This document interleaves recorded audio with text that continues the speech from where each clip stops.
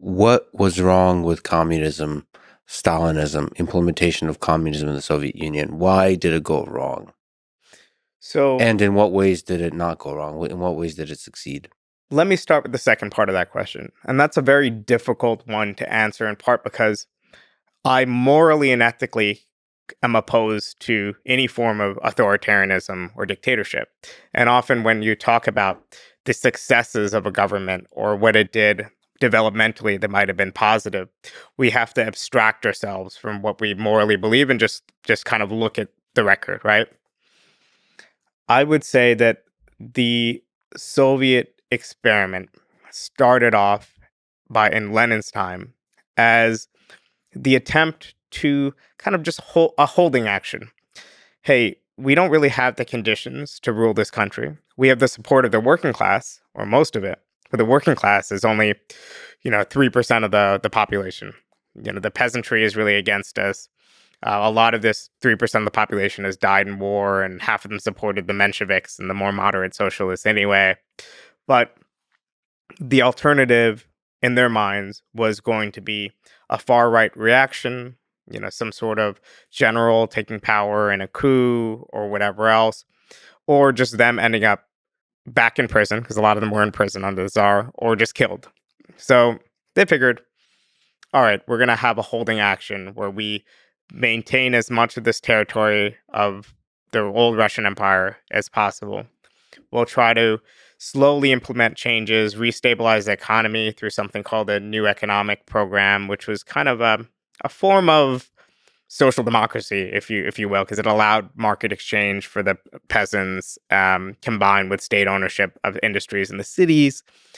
And for a while, it seemed to be working. The revolution never came that they were expecting in Western Europe, but in Russia itself, they were able to restabilize things by the middle or end of the 1920s, and they were able to build more of a popular base for some of their policies because people who had seen the chaos of World War One and revolution and then Civil War kind of just wanted stability. And after a decade plus of war, if you had a government that was able to give you enough to eat and a job, that was good enough for them. Then Stalin came into power and he wanted to rapidly industrialize. And his logic was the revolution's not going to come in the West. We need to build socialism in one country and we need to catch up with the West. We need to turn ourselves into an industrial powerhouse as quickly as possible. And that's where you got forced collectivization to try to increase the productivity of Russian agriculture through state ownership of previously fragmented agricultural holdings and through the implementation of mechanization. So bring in more machines to make agriculture more productive, all under state ownership. Plus more ambitious attempts to build heavy industry through 5-year plans. Now, I say this kind of coolly, but we know in practice what that meant. Forced collectivization was a disaster. I mean, first of all, I think it was built on the faulty premise that scale always equals more productivity, when in fact, especially in agriculture, but in any field, it's a little bit more complicated than that. And it led to millions of deaths. It led to a famine. It led to a host of other problems.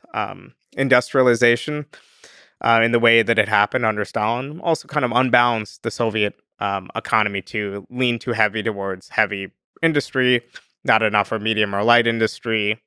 But this did mean, especially the 5-year plan and industrialization, did manage to put Russia on a different developmental trajectory. So by the time the post-war period came, one, it might have gave them the ability to survive the Nazi invasion to begin with. That's a complicated question. And then by the time the post-war period came, Russia had kind of jumped ahead of its developmental trajectory in a way that a lot of other countries didn't do. There are a few examples, like Japan is one that managed to. If you kind of ran a scenario of where Japan would be in the 1870s, 1880s, and ran it 100 times, the Japan of the post-war period is kind of one of the best outcomes, right? And I think that you could say that about Russian economic development, its ability to catch up at a certain level to the West. And then after that, of course, later on, as economies got more complex as they kind of moved beyond regular heavy industry and as the main staple of the economy. The Russian economy and its command system was unable to adapt and cope, and ended up falling back behind the West again by the 1970s.